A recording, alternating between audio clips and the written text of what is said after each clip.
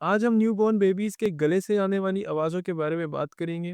New mothers जो होती हैं वो काफ़ी कंसर्न्ड होती हैं क्योंकि बेबी के गले से कुछ इस तरह की आवाज़ें आ रही होती हैं। अब जब ऐसी नॉइज़ी आवाज़ें आ रही होती हैं तो इससे गले में अक्सर यहाँ पे गड़ा भी पड़ना शुरू हो जाता है। इसे हम लैरिंजियोमलेशिया कहते हैं। लैरिंजियोमलेशिया क्या होता है? आम ज़ुबान में वॉइस बॉक्स यानी लैरिंक्स के कोलैप्स करने की एक कंडीशन है, क्योंकि बेबी के जो मसल्स होते हैं या जो नेक के या गले के भी मसल्स होते हैं वो भी इतने डेवलप नहीं हुए होते। तो इसलिए जब वो साँस इन्हेल करता है, इंस्पायर करता है तो यहाँ पे नेगेटिव प्रेशर डेवलप होता है।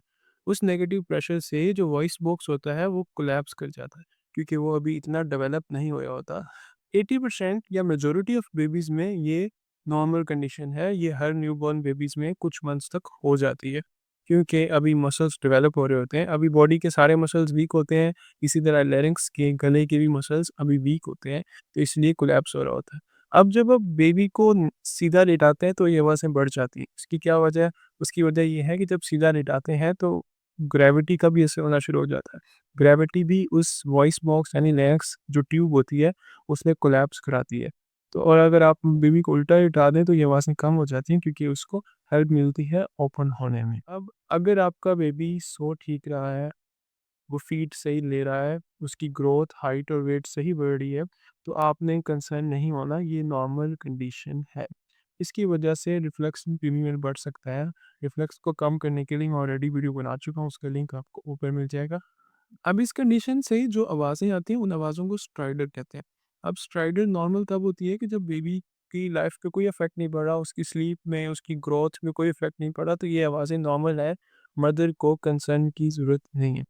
लेकिन अगर बच्चा जो है वो दूध पीना कम कर दे, फीडिंग अवॉइड करना शुरू कर दे, या उसका वेट और हाइट जो है वो बढ़ना रुक जाए या कम होना शुरू हो जाए या स्टैटिक हो जाए, या वो नीला पड़ना शुरू हो जाए, या वो सोते हुए उसको वोता लगे, या सोते हुए उसका साँस एकदम बंद हो जाए, तब ये कंसर्निंग हो सकता है।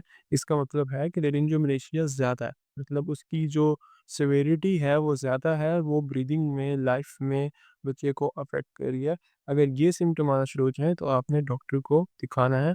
आपने ये मेक श्योर करना है कि इसकी रिफ्लक्स कॉज़ ना बन रही हो, क्योंकि रिफ्लक्स में जब दूध बेबी ज़्यादा पिएगा, तो वो वापिस आएगा और उसके गले में चोकिंग कराएगा।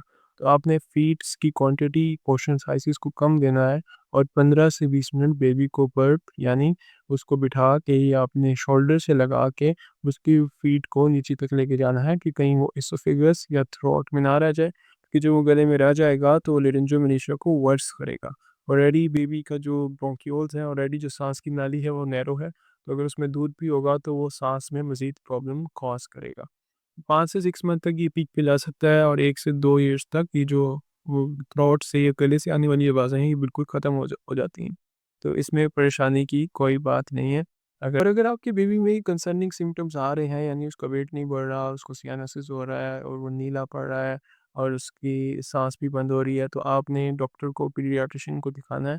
वो कुछ टेस्ट करेगा और उसके बाद आपको बताएगा। यूजुअली हिस्ट्री से या मदर की हिस्ट्री लेने से या बेबी को देख के डॉक्टर फैसला कर लेते हैं कि ये कंडीशन कौन-सी है। अगर फिर भी कोई डाउट हो तो वो एक छोटा-सा कैमरा डाल के गले में देख लेते हैं कि गला कितना नैरो है, साँस की नाली कितना नैरो है, या वॉइस बॉक्स में कितनी नैरो जगह है। तो उसके रहते या आप कोई मेडिकेशन दे सकते हैं या छोटी-सी सर्जरी करके उसको साफ कर सकते हैं। ये अगर बच्चे के टॉन्सिल्स बड़े हों या बड़े बच्चों में एडिनॉइड्स हो जाएँ, उनमें भी ये मसला हो सकता है, तो तब भी हम टॉन्सिलेक्टमी करते हैं, टॉन्सिल्स को निकाल देते हैं। अगर इस वीडियो ने आपकी हेल्प की हो तो इसको ज़रूर शेयर करें अपने फ्रेंड्स और डिफरेंट मदर्स के साथ। हैव अ नाइस डे, और आपका कोई भी क्वेश्चन हो तो do comment them down. Thank you.